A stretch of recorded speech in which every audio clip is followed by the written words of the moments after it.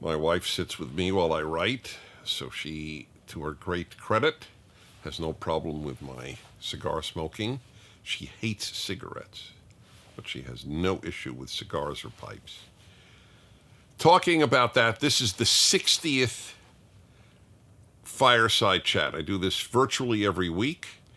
The 60th, it's hard to believe. Such is life. If you do something regularly, you get a lot done.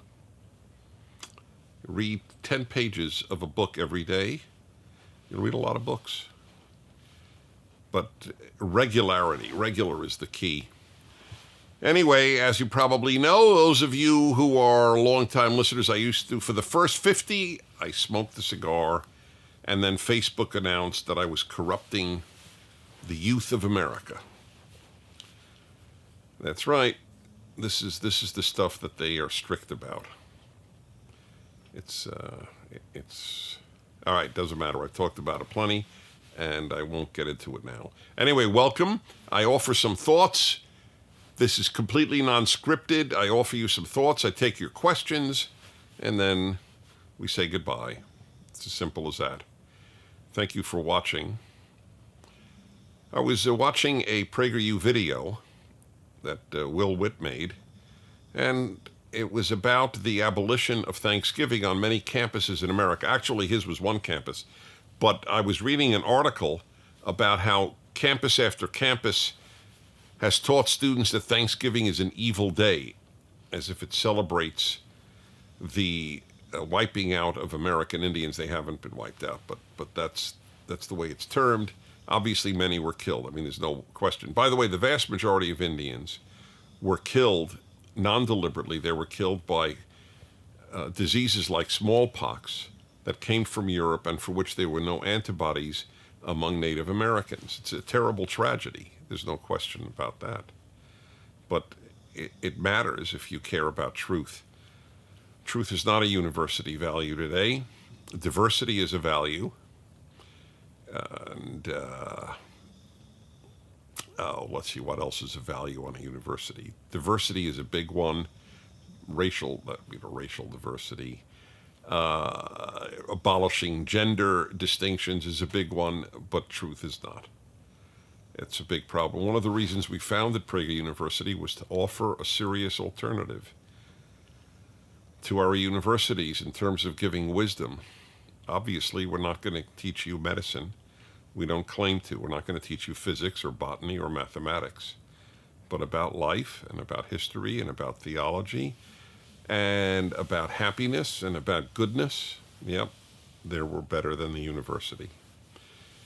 So I want to talk to you about this abolishing of Thanksgiving and anything else that celebrates America, the idea of that nationalism is evil. This is an amazing new development that the word nationalism in and of itself is to be forbidden in the United States because it smacks of fascism and Nazism and all sorts of evils. The fact is, nationalism can be used like anything else. There is nothing that can't be used for good. A knife can be used to stab an innocent person, and it could be used to save your life as a scalpel by a surgeon. Are knives good? That's the same thing as is nationalism good. It depends what it's used for. By and large, nationalism was a moral advance in human history because people would then be able to unite and leave their tribal identities. Do you know why there was this horrible massacre of Hutus, of Tutsis? Horrible. I mean, that was genocidal. And do you know why? It happened in Rwanda. Because they didn't have a Rwandan national identity. They had tribal identity, ethnic identity. A national identity unites people of all different ethnicities. It's actually a good thing. What does the left offer us instead of nationalism? Racial identity, gender identity, class identity, ethnic identity. Those are primitive. They're morally primitive. I have nothing in common with another white. A black has nothing in common with another black except color. That's nothing. That's meaningless. But to say that we unite as Americans, whatever our color, then we stand for something, namely in America, an idea. One of the ideas is that ethnicity and race doesn't matter. Anyway, I think I've talked about the nationalism. What I want to talk to you about is appreciation of America. If you are a young person watching, and a lot of young people watch these, as indeed with the Prager University videos, the vast majority of our listeners, or viewers, I should say, I'm used to my radio show, I say listeners, but the great majority of our viewers are in fact young people. And you, if you're American, you have not been taught to appreciate America. You have been taught to, forgive me, crap on America. And it is an amazing thing to me. The greatest experiment in liberty in human history, you are taught to have contempt for. And that is the work of the left in the United States and elsewhere, but especially the United States. Barack Obama, who's considered liberal, not leftist, but the truth is he is on the left. He announced 5 days before he was elected in 2008, we are 5 days away from fundamentally transforming the United States of America. How could you have a positive view of anything you want to fundamentally transform? If you heard that a wife wanted to fundamentally transform her husband, or a man wanted to fundamentally transform his wife, would you think they loved each other? The idea is absurd. Oh, I love my wife, but I would like her to be fundamentally transformed. Then you don't love her. Give me a break. I'm not even attacking the left for not loving America. I'm stating a fact. You can't love what you want to fundamentally transform, because you don't love it as it is. Now, every one of us, conservative, liberal, leftist, wants to improve America. Improve is not fundamentally transform. That's they're not in the same moral sphere. Fundamentally transform the United States means that in the way it is currently constituted, it is unworthy of your admiration. Or of, certainly, obviously, of your love. I don't know how you love what you don't admire anyway, so the two are related. Can you think of something you love but don't admire? I can't. I guess your dog. I don't know if you admire your dog. I guess you can love your dog, but within the human sphere. You're being raised to have contempt for the United States is an existential danger to the survival of the United States as the United States. You don't get to appreciate it. It's an amazing thing. I've been to 130 countries. I've traveled every year of my life since I was 20. I've gone abroad. I love many places. I have come to adore individuals in every society. I've come to adore a whole multitude of cultures. But the United States is unique. It has created the most free, most prosperous nation in the history of the world. That is why people want to come here. As I've told you on a number of occasions, I think more blacks have come to the United States from Africa as free people than came as slaves. Far more, because black Africans want to come to the United States. Why would they want to come to a racist country? Are they stupid? No, obviously not. Why do so many Latin Americans want to come to the United States? Why do they want to leave the country that they were born into, the country they identify with, many cases love, the same culture, the same ethnicity, the same language, and they want to come to the United States because they know this is the land of opportunity. Unfortunately, many of them come and then they vote for the party that doesn't believe in the United States as a land of opportunity, but unless the opportunity is to receive government aid. But that's not the way opportunity is understood. Opportunity is the opportunity to raise yourself, to live by your own abilities and be successful using your own God-given talents not to rely on the state to supply you with things. Anyway, you're being raised not to appreciate the United States is the great tragedy, one of the great tragedies that I have witnessed in my lifetime. Movies, if you look at the movies of the 1930s and 1940s and even 50s, there's such a celebration of America. And then Hollywood went left. When was the last movie made that celebrated the United States? I mean, I'm not a movie buff. I'm not an expert, but I really would like to have an answer to that. When was the last movie to celebrate America? It's racist, it's sexist, it's misogynistic, it's homophobic, it's xenophobic. Its borders should be open to anyone who wants to come in. It's oppressive. Poor women. I mean, when I think of that so many of you young women think of yourselves as oppressed, it's because you don't appreciate what you have here. You imagine you know what it is? The left imagines that there could be such a thing as a pain-free life. That's what it's about. That's what much of leftism is about.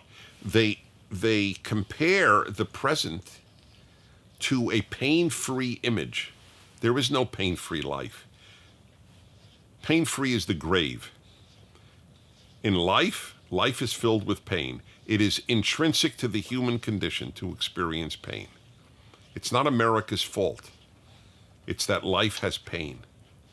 But instead of having the wisdom to understand that life is filled with pain, people on the left blame the United States for their pain.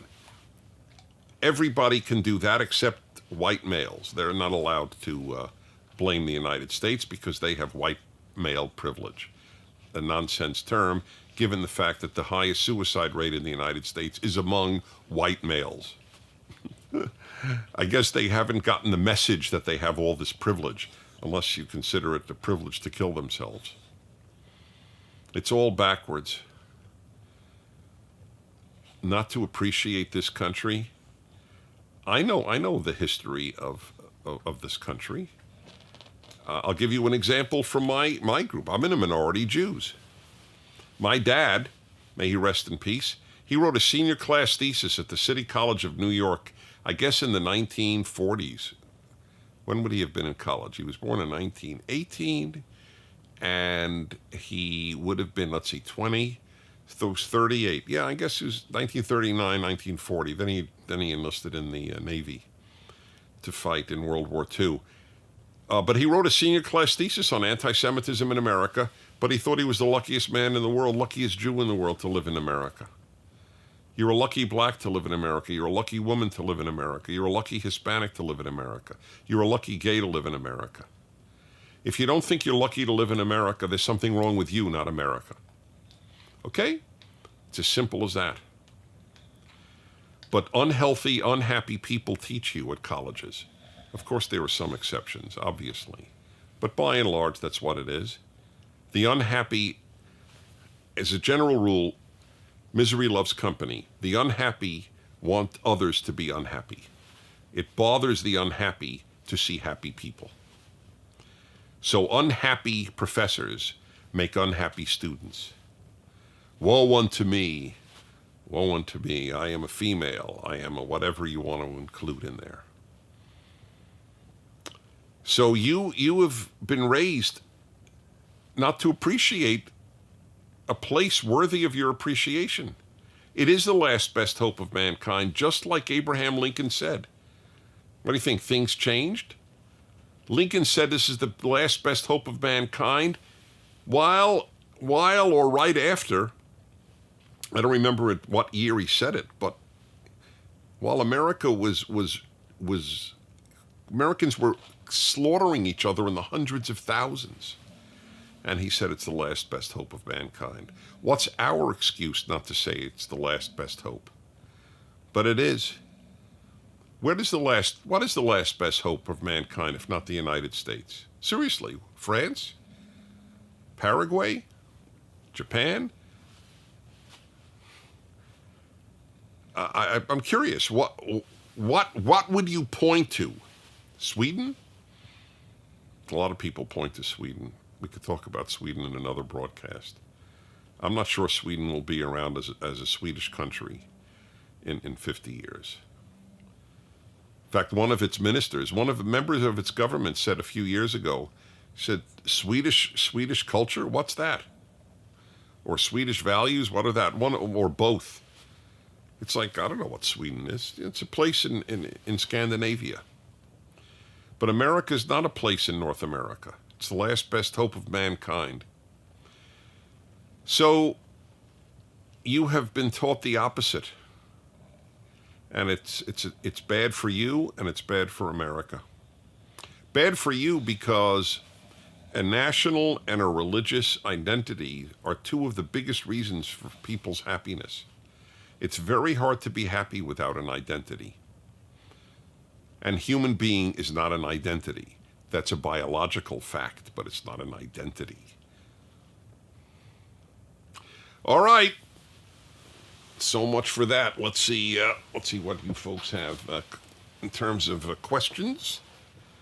Here we go. All right. Jake, Southern California at Azusa Pacific University. Where do you see the direction of PragerU going in the next 5 years? My hope is that the single biggest direction is billions more views. We change lives. If we don't change lives, we fail. If we don't give people a better way of living, of thinking, then PragerU, its raison d'etre has not been lived up to. Its reason for being. We want to touch more people. We want to touch more people more deeply. That's my vision. And I would like to do it around the world. I have a very international vision for Prager University. That's why it was such a pleasure for me to speak in Romania this past year to people who watch PragerU videos and invited me, 1,500 young people in Romania, thanks to watching PragerU videos. Mason, 18, Texas. What is your opinion of the Israel-Palestine situation? Also, what do you think both countries should do to solve it? P.S. You're an inspiration to young conservatives, and I commend you. God bless. Thank you for the last P.S. If you want to know my opinion, watch any of the PragerU videos on the Middle East. They're remarkable. Professor Alan Dershowitz, the head of the British Armed Forces in Afghanistan, and David Bragg, and myself, and George Gilder. They're special, really good.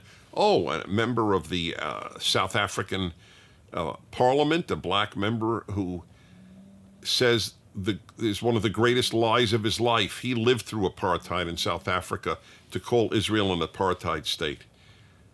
Says it's a disgrace and it cheapens what he suffered under apartheid to call Israel an apartheid state. We have great videos. That'll teach you much of what you need to know. But what is mine? What do I think? I think that the Arab world never made peace with the existence of a Jewish state, even though it's just the size of New Jersey. The Arab world goes from the Atlantic Ocean, where Morocco is, all the way to the Persian Gulf. It's one of the largest chunks of similar cultures, language on the face of the earth. But there's no room for tiny, tiny El Salvador-sized Israel, because it's a Jewish state, and that's real xenophobia. That's real bigotry. That's the irony. The day the Arab world says, you're welcome, we have no problem with this tiny state being here. You were here 3,000 years ago, before there was such a thing as an Arab, and we're more than happy to make peace with you, trade with you, relate to you, etc. Then there'll be peace the next day. Okay? It's as simple as that. If the Arab world and Iran, which is not Arab and wants to destroy Israel, announced, you know what, we are laying down our arms, no more fighting with Israel, the next day there would be peace. If Israel said, we are laying down our arms, no more fighting, the next day Israel would be destroyed. That's the difference. What could both countries do to solve it? Israel can do nothing. Israel has no problem with the existence of Arab states. It's Arab states that have a problem with the existence of a Jewish state. Alex, 26, Los Angeles. What is the difference between regular salt and kosher salt? That's a riot. There's no such thing as kosher salt. It's called kosher salt, but salt cannot be unkosher. In order to be non-kosher, something has to be from an animal. There is no non-kosher fruit. There's no non-kosher vegetable. There's no non-kosher salt. What there is kosher salt is coarser salt, and it is used to drain the blood from the animal's flesh, because the Bible prohibits the eating of blood. By the way, it's prohibited to all of mankind. This is almost unknown, but when my commentary on Genesis comes out, you will see it is one of the first laws that God gives all of mankind, not to eat the limb of a living, not to eat not to eat the limb of a living animal, but not to eat the blood, because the blood represents the life of an animal, and you can have its carcass but not its life. That's to put it in moral and symbolic terms. That's what kosher salt is for. Gail, 66, Lakeview Terrace, California. How much as a sister or brother are you supposed to help adult siblings whose lives are not good? Does it make a difference if it was their bad decisions or bad luck as to how much help we give? Yes, it should matter. Yes, I think so. Look, I can't give you a general answer because I'd have to know your situation. But in general, I can't give you a specific answer because I have to know your specific situation. I'll give you a generalized response. In general, you have to ask, are you enabling or are you helping? Enabling means you are enabling them to continue their bad habits. Like when parents allow an addicted child to live in their home, or they pay for their home, or what have you, they are enabling them not to confront the reality of their life. So this is the question that you would have to ask. Are you enabling or helping? So of course it matters if they brought it on by bad decisions and continue to live by bad decisions or not. So these are very large questions. Also, how much are you taking from your own family? How much do you have to give? It's a very complex question. I think it's to your credit that you're even asking it. Okay, Michaela, 27, Bozeman, Montana. What is the strangest country you have visited? Okay, that's a toughie.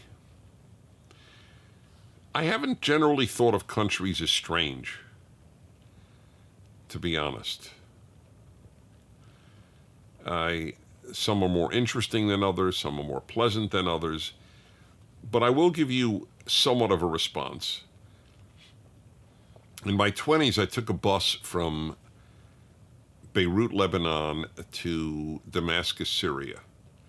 I was seated on the bus next to a guy from Iraq. And I asked him a question. I said, I've never been to Iraq, I said to him. Could you describe your country in a sentence? And he said, yes. Iraq is the most barbaric country in the world. This was an Iraqi describing his country. I don't know if Saddam Hussein was in power then or not, but there was a lot of barbarity happening there. But that stayed with me. That is one of the reasons why I did not oppose invading Iraq. I never advocated it.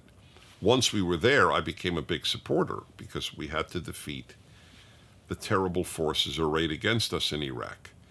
But I never advocated the invasion because I didn't think that Iraqis were clamoring for liberty.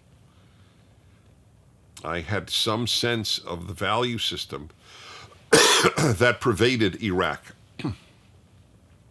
So I'm not answering your question because I haven't been there. I've been to Syria, Lebanon, Jordan, Egypt, Morocco, Abu Dhabi, a number of Arab countries, obviously, but I've never been to Iraq, so I don't know what I would answer. in that regard, but I do remember that conversation. Dylan, 19, San Diego. How does one clearly articulate how the BDS movement is anti-Semitic without directly calling ignorant students in BDS anti-Semites? It's a very good question. Okay, it's very simple, and hear me out. BDS is boycott, divestment, and sanctions. It's an attempt to economically strangle Israel. There are a lot of countries in the world. People who isolate the Jewish state for strangulation can be charged with anti-Semitism. If the only state in the world you want to economically hurt is the Jewish state, it transcends logic to say, oh, I love Jews, but I would like to cripple the Jewish state. Okay, would you say I love Italians, but I'd like to cripple Italy? Of course not. An Italian would think you're an idiot. Right? Oh, you love Italians, but you want to ruin Italy? Oh, but to say they don't want to ruin Italy, they don't want to ruin Israel. They just want to ruin Israel until Israel does what they want it to do. Okay, it's the same thing. Let's not fool ourselves. What is Israel supposed to do? Leave the West Bank? Well, it left Gaza. Look what happened there. Hamas took over, and they have one goal in life, and it isn't to help the people of Gaza. It's to destroy Israel. That is what they live for. That is their raison d'etre, their reason for being, is to annihilate the Jewish state. These people can make nothing. They only know how to destroy. They are the quintessence of nihilism. That is what nihilism is about. It's like Hitler. Hitler's preoccupation was killing Jews. Hamas's preoccupation is destroying Israel. That's Iran's preoccupation. By the way, it's unique to Jew hatred that the Jew hater wants to destroy Jews. No other hatred is annihilationist, just Jew hatred. I think there are reasons for it. I wrote a book on it. It's called Why the Jews. I think you'll find it fascinating. So yes, you could say, I believe that you don't think you're an anti-Semite. You could say that to that student. But I just want you to know that of all the countries on earth, why don't you want to boycott why don't you boycott China? China has done horrible things to Tibet, far worse than the Israelis have done to Palestinians. And Tibet never declared war on China. China declared war on Tibet. The Israelis didn't declare war on the Palestinians. It was all the Arab states, including the Palestinians, that declared war on Israel. But why is there no BDS movement against China for what it has done in Tibet? Because China's not Jewish. That's why. There is no other reason. Oh, and because it's big and strong. And people don't want to mess with it. So it's a fraudulent thing. Oh, we love Jews, but the Jewish state, we're going to work. That's what we're going to devote our lives to hurting. State the size of New Jersey. Nick, 38, Fort Worth, Texas. What's your secret talent? I don't know if I have secret talents. Let's see. I can say many words backwards. I was so bored in elementary school that I read all the signs in the room backwards, and that's how I learned. My favorite one is Republican, Knackle-booper. Now, nobody would know that unless they bothered reading words backwards. I don't do that anymore. I now read words only forwards, but that is my secret talent to the extent that it is a secret. I think I mentioned it on my radio show, but it's clearly not well known, nor, might I add, is it valuable. It is a complete waste. But when you're sitting in class in 6th grade and you're bored out of your mind, you learn how to read words backwards or develop some other secret talent. Okay, like annoying teachers. Christian, 21, Ohio. The past few years, we have seen a rapid decline in the morals of society. What do you think caused the shift in society? It's so obvious that I feel funny mentioning it. The decline of Christianity in the United States, and I'm saying that as a Jew. That's what has done it. People don't feel that they are morally bound by any transcendent system. They don't have to answer to God for their behavior, so their behavior doesn't matter. I'll give you a little example.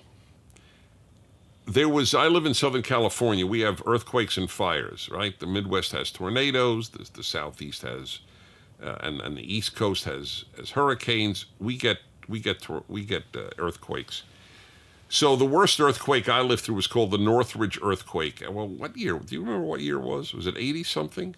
90 something. 90 something? Okay. It was very bad. That was a bad one, I have to admit it. It was scary. The whole house shook. And let me tell you, it's when you're awakened at 4:30 in the morning because your house is shaking. It's a scary moment. Anyway, I remember the following happening. It was told to me over and over. People would file a claim with their home insurance company saying that something in their home was wrecked because of the earthquake, when it wasn't. The problem that they had, let's say their fireplace was cracked. So they would call their insurance company and say, oh, the earthquake cracked my fireplace. Vast numbers of people cheated their insurance company. They lied about what had happened because it wasn't caused by the earthquake, but they blamed it on the earthquakes so that they could get their money. So I wondered at the time on the radio, was this always the case? Did Americans cheat quite as much as they did then? I don't have the answer.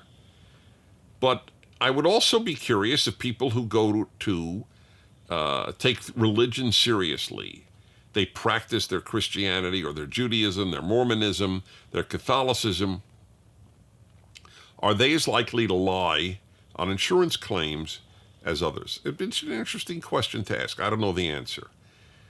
But in general, I am convinced. Here's another very simple thing. What percentage of Americans go to church every week or nearly every week? 40%? Is it? Are we now at 40%? So if that has no moral impact, then 40% of the prisoners incarcerated for violent crime should be churchgoers, right? I mean, are you with me?